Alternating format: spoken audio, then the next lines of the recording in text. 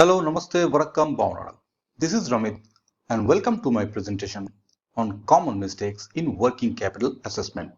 Friends, this is going to be a very interesting and important presentation if you are presently working with working capital assessment of MSME borrowers, or you are actually in the way of becoming a credit officer, and perhaps in future you will be working with working capital assessment of MSME borrowers. So, just like all my presentation, let us begin with a case study. A company which started its operation in April 2018 and achieved a turnover of sales of 100 lakhs and a profit of 8 lakhs for the financial year 18 and 19 has approached you for a working capital facility of 15 lakhs, for which it has submitted projected sales of 120 lakhs and rupees 130 lakhs for next two financial years. What will be the benchmark financials for working capital assessment? Let me help you with that. It is net profit for the last 3 years. That is, we look at the profitability of the company. The current ratio should be more than 1 for MSME borrowers, and the net working capital should be greater than 0. Since this company started its operation from April 2018, so it is 1 year old. There is no question of 3 years, right? And it has already earned a profit of 8 lakhs. So its first criteria of benchmark financials is complied. Now, what about the next two? In order to understand that, the current ratio and the NWC position of the company, we need to take a look at its balance sheet. It's a pretty simple looking balance sheet with the equity of 10 lakhs, reserve and surplus 3 lakhs, the unsecured loan under the long-term liabilities as 25 lakhs, term loan of 30 lakhs and sundry creditors at 10 lakhs. In the asset side, it is having 50 lakhs fixed asset, the current asset is 15 lakhs and the non-current asset is 13 lakhs. Now, please help me with the calculation of current ratio and NWC. The current ratio in this case will be current asset, that is 15 lakhs, divided by current liability, that is 10 lakhs in this case, which is 1.5. The net working capital, which is current asset minus current liability, will be 15 minus 10, that is 5 lakhs only. Now, take a close look at these ratios. Think for a while and tell me, what do you think? Is there any fallacy? Is there something wrong in the calculation of this ratio? Are you convinced with this? Okay, in order to understand more clearly, let us take a deep look at what is the position of the long-term liabilities. This company is having unsecured loan and term loan both. And as you know, the long-term liabilities needs to be repaid every year, right? For example, if you have a car loan or a house loan, you have to pay the EMI every month, right? Likewise, the company must made provisions to repay this unsecured loan and the term loan every year because it's a long-term liability and it has to be repaid.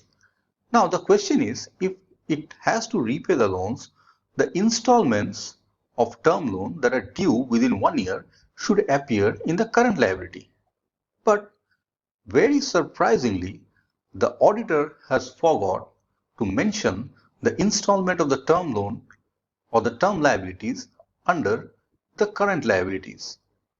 So this is very surprising, but this is very frequent that I come across all the MSME borrowers that I have handled in last few years. Either they deliberately prohibit it or they are not aware. I'm not sure what is the exact reason, but many a times I find that the installments of which are due for 1 year are not getting reflected under the current liability, which means all the ratios that you have calculated so far goes for a toss. Now let us take a look of how to calculate the ratios correctly In order to understand that, let us zoom into the long-term liabilities of the company. The long-term liabilities of the company comprises of unsecured loan of 25 lakhs, car loan of 15 lakhs, machinery loan of 15 lakhs, and the total is 55 lakhs. For the sake of my convenience, I have presumed that the yearly repayment to be considered as current liability will be unsecured loan as 5 lakhs. Now I have deliberately put a star beside this unsecured loan because there is no fixed repayment schedule for unsecured loans. It can be 5 lakhs, 10 lakhs, 15 lakhs, and even 25 lakhs, which needs to be repaid within a year. However, the car loan and the machinery loan, they will have their fixed repayment schedules, and I have presume that for a year it will be 2 lakhs and 3 lakhs respectively. So the total repayment, yearly repayment, in this case I have presumed it to be 10 lakhs. This 10 lakhs of yearly installment, which is a part of the long-term liability, must have been considered as current liability, right? So let us recalculate the ratios.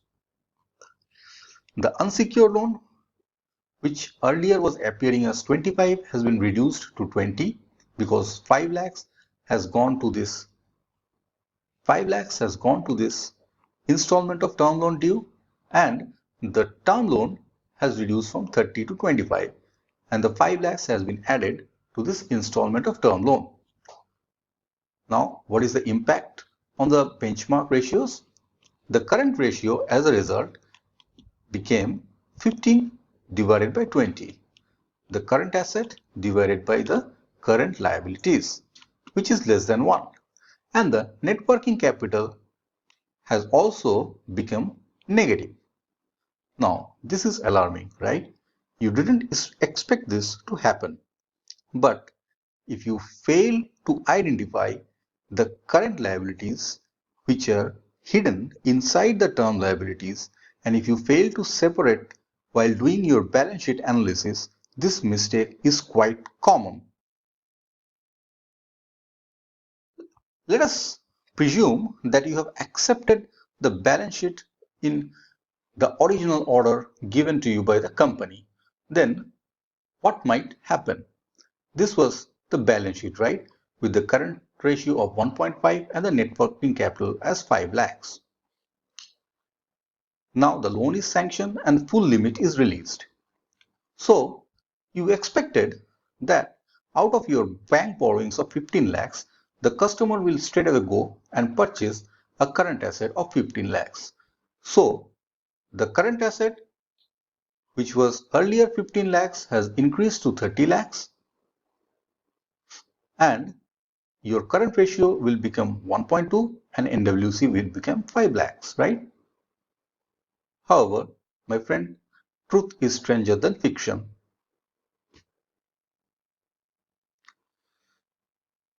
This earlier slide was what you expected to happen. Now, let us say what the customer might have done with your money.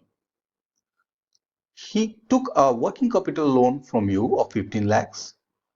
Instead of purchasing current asset of 15 lakhs, he purchased a current asset of 5 lakhs only, which means the new current asset now became 20 lakhs.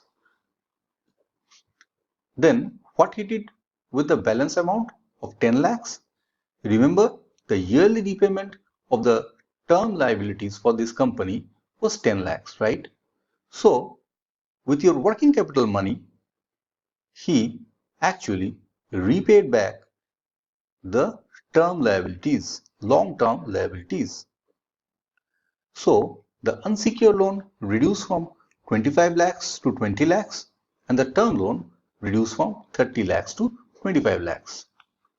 Now, certainly you did not expect this to happen, but the company people are smart.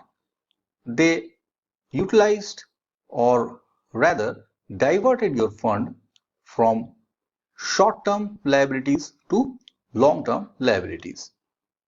Consequently, your current ratio and net working ratio falls below the benchmark parameters now. So what will be the impact? The company was supposed to procure current asset, sell or process them and earn profit. But it has not purchased the current asset entirely out of the working capital loan, right? So the end utilization was not ensured. NWC being negative, it may struggle to meet the working capital demand and borrow from outside at higher rate of interest. If it borrows from outside, first it will repay the outside loan, then only it will think of your repayment if anything is left. Finally, the company may fail to meet the projected sales or profit. So friends, now let us conclude. What will be your stand for lending to this company? Let me make it more interesting. What, what will you do in case this is a renewal proposal, especially where a non-renewal will let the account to slip to NPA? If you want to take this proposal, then tell me how to proceed further. What are the small fine tunings you will make? What are the adjustments you will make? What suggestions you will give to the company so that you can take up this proposal safely? And finally, if we bankers are not aware of such implications, how do we expect the MSME customers to understand the same? So friends, I keep this discussion open. I will expect you to answer the same in the comment section of the video, and I will be replying to each of your comments in my convenient time. However, definitely I will come back to you about the probable solution or a suggestion what I would have preferred to do. Remember, in credit, there are n number of ways of handling one particular situation. So, what a person will do, it varies from time to time. But I will come up with my own explanation and I will try to give you an assessment of how to handle this difficult situation when the benchmark financials are not complied, when the company is in trouble, how to handle those situations. So I hope you like this presentation. We will meet soon in my next topic. Till then, see you. Goodbye.